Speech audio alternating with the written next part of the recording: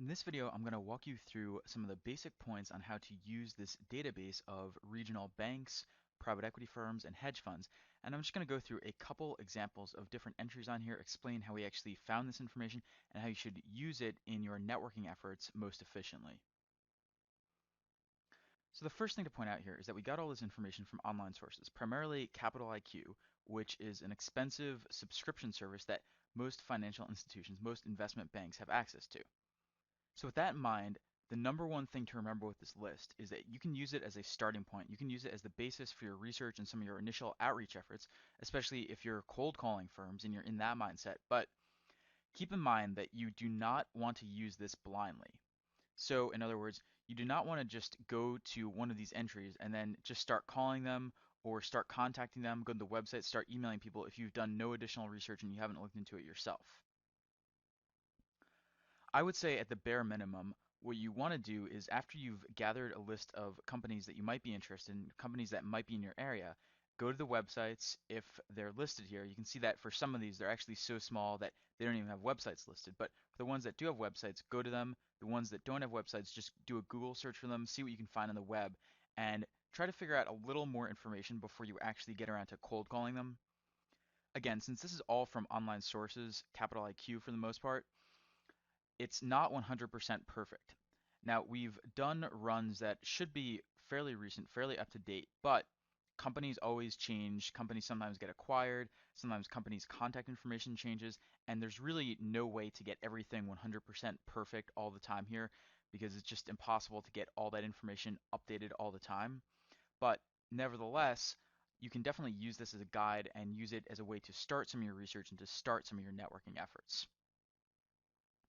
You'll also notice that for the list of investment banks, I have two different types of lists. What I call broad, you see right here, I have NY-based banks broad. So New York State-based banks, and this is a broad list. And then I have this other list, which is called narrow. So NY-based banks narrow. The difference is that the narrow list is for banks that reported at least over $0 in revenue over the last 12 months. You might be wondering why this is important. The short answer is that a lot of the banks in the broad list, which I have right here, may not be quite as reputable, and you'll probably have better luck in most cases going with banks that have reported at least some financial information. So what I would probably do to use this is maybe start with the narrow list, assuming that there's actually some banks in your region that you can start from there. And I would probably prioritize these because these are going to be the banks that are better to contact for the most part. And then if you run out or you want to expand your search or go beyond that, then I would start looking at the broad list. You see that just in terms of numbers here. On the narrow list for banks in New York, we have about 68 names, which is actually not that much. For the broad list, we have, of course, more than that. We have about 492, 500 names here. So that's a quick overview of the differences between the two lists. Again, I suggest starting with the narrow list rather than the broad list, at least at first, and then expand beyond that if you have to, if there isn't much information on banks in your area or region, or if you just contact a lot of places on there and you want to expand your search. And what I would say is once you go through this list, there are a couple different ways you can use this. If you want, you could search for healthcare, for example, if you're interested in healthcare boutiques. So we see that in some cases they list the industry groups under business description here. So maybe you can go through and do a search by industry like that. For something like this New York list, there's so many banks here that you almost have to do something like that. Otherwise, you're just going to spend forever reading through all the names. You could also sort it by which banks actually have websites because usually the banks that don't have websites are going to be very small and they tend to be difficult to contact. So we could just go right here and sort it by the ones that actually have websites. And you could use that in an effort to narrow down your list. You could also look at the primary address column. Now, if a bank doesn't even give their address, they just say New York, for example, then again, it's sort of like not having a website. They're probably going to be too small to bother with, but you could still consider calling them if the phone number is here and if you can find any information on them on the web. And in terms of how to actually approach this process, I would say that you want to start with this list and again, either sort by website, sort by business description, the industry that you're interested in, Or if you're in a region that doesn't have 500 banks, then maybe you can just go through and list everything. What I would then do is go over to your tracking template right here, and you can start entering the names that you're interested in. So if we start with this list, for example, maybe we copy the first 5 names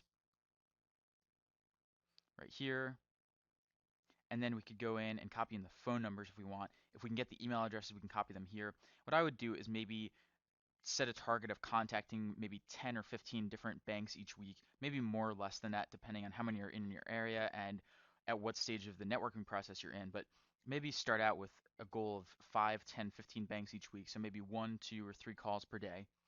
And just get started with doing a bit of research, maybe 5 to 10 minutes beforehand on each bank before you cold call them. Get the contact information from the website, or if there is no website, you can just do Google searches for it. Or if you still can't find anything, you can just go back to your list here and try using the information in here if nothing else works. But that's what I would suggest doing. That's how I would suggest starting out. And I would actually recommend using this tracking template to maintain all your relationships and to figure out what's going on and who you should be contacting at each stage of the process. So that's basically how you use the investment banking templates. And as you'll see as you go through the materials here, it's basically split out by the states that have a lot of banks or financial firms in them. So New York, obviously, California, Illinois, Texas, sometimes Florida, sometimes a couple of the other states actually have a lot of banks there. And then internationally, outside the US, for Canada, it's listed by province. And then for some of the other ones, I just have a list for Europe. The UK is listed separately because there's so many banks there. And if there's ever a case where a country has a lot of different institutions, then that's a separate list. Otherwise, it's listed together. Now, I just brought up here the rest of the list for the US. This is the broad list, and I call it rest of the US by state broad. Just a couple other things to point out here. Again, we see a lot of the same information: company name, business description, website, primary address. You could do a sort by any of these things to narrow your search. On the left side of this page is this state column, and I've designed this to be easy to use. So basically what you can do is when you get over here, it starts with Alabama because this is in alphabetical order. You can just press Control and the down arrow key to move down and skip down to the next one, Arizona in this case. And you can keep doing that to move all the way down here. So it's designed to be easy to use and so that you can skip to the next one in all cases. And this is basically how I'd go through it. I would just maybe do a search for your own state, or you can just use Control and the down arrow key to go down and go to the bottom here. And the same applies for the international list as well. It's just that there, you're going to have to select which continent or which region you're in, and then apply the same strategy. Just press the Control and down arrow key to get to the country that you're looking for. So that's how I'd use the bank list here. Again, I would try starting with the narrow list so that your search is a bit more targeted, but if you can't find enough there, then just go to the broad list. Or if there's nothing in your area, go to the broad list. Also note that, of course, not every single bank in the world is actually listed here because not all banks make their information publicly available. So if you want to, it's perfectly fine to go do Google searches on your own, go and look for contacts other ways, go through alumni databases, anything like that is perfectly fine. This is just intended to be a starting point so that you have an idea of what to look for, you get an initial set of names, and then you can take it from there. Okay, so I've brought up here this list of PE firms, and in this case I'm looking at Europe. So it's not actually all of Europe, it's Europe excluding a few countries like the UK, France, and Germany, all of which have a lot of PE firms, so those are separate lists. So this is a list of PE firms in Europe, and a couple things to point out here. A lot of it is similar to the banking one that we just went through, where we have the country slash region on the left side right here. Then we have the company name, the business description, primary address, website. In this PE list, I'm listing a couple additional fields. So we have industries of interest, geographies of interest, and stages of interest. The reason I'm doing this is twofold. One is that this list of private equity firms is somewhat less precise than the list of investment banks. A lot of these firms are really multifaceted investment type firms. So some of them are funds of funds, some of them are more like investment managers. So you have to read through and be careful of what you're doing. And this is a point that I stressed before. You always want to do your own due diligence first. At least, at the very least, do a quick Google search, 5 or 10 minutes. Just make sure that the firm exists, is real, and is a legitimate looking bank or private equity firm. And that's especially true on this list, and also especially true when you get outside the US, because typically on Capital IQ, the international data is not quite as good as what you find in the US. because firms elsewhere usually don't disclose quite as much information. So you do have to be careful with what you're doing. We see that even the first one here, the only firm listed in Andorra in Europe, this one, privately owned investment manager. So this one is probably more of a private wealth management thing. I listed it here just because it had private equity somewhere in here. So it says here it also makes alternative investments in hedge funds and private equity funds. So it has some relationship with those, but this one looks like it's probably more of a fund of funds. So just be careful with what you're looking for. I've included the industries of interest because sometimes people ask me about this. How can I find private equity firms focused on such and such industry? So that's why I've listed them here as well. And then again, geographies of interest for the same reason. A lot of this information is missing, but in some cases you can find something useful if you're looking for a firm that invests in a particular country or region. And then stages of interest. The reason I'm doing this is because on this buy side list, on the PE list, a lot of these firms are hedge funds as well, or maybe they have venture capital arms, maybe they do turnaround investing. A lot of them do a lot of different things, and the line gets very blurry when you try to make exact categories here. So there are venture capital firms on this list. I know that for a fact. Just do a search for venture capital right now. Okay, here we go. Third one on here, private equity and venture capital firm. Okay, so a lot of these, as I was saying, are really combined firms. It's very difficult to split them apart. So keep that in mind as well, that especially on the buy side, when you're looking at hedge funds, private equity firms, you have to be careful about what the firm actually does, because in a lot of cases they do a couple different things, and sometimes it's not clear exactly what kind of firm it is. Okay, so now I have up here this list of hedge funds, and I'm looking at the Asia Pacific region in this case. And I have to warn you that this list of hedge funds is actually somewhat less precise than even the list of private equity firms that we just went through.